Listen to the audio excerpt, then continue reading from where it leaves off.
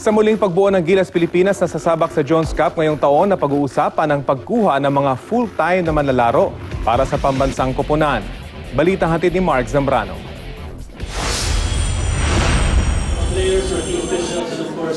Isang mas batang Gilas Pilipinas national team ang maglalaro sa 2017 William Jones Cup na gaganapin sa Taipei, Taiwan sa July 15 to 23. Susubukan ng ating pambato na masungkit ang ika-6 na Jones Cup crown para sa bansa.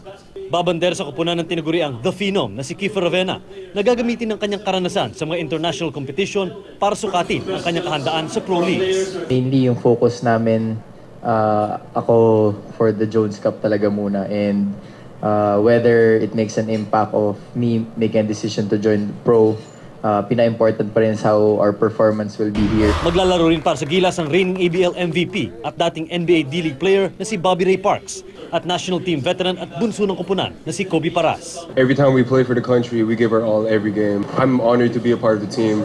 Especially what's going on with the country right now. It feels good to bring back unity and peace and just that joy of playing basketball. Hopefully this brings back that unity in us. Nag-uumapaw din ang national pride ng Phil German recruit ng Gilas na si Christian Standhardinger. Kinakasan na rin ang planong magbuo ng full-time national team kung saan tatanggap ng full professional level compensation at benefits ang bawat manlalaro tulad ng pro PBA players.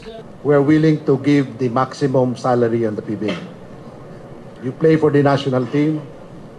For as long as you are in the national team, we will give you the maximum, because to be selected sa national team, you must be the best among the best.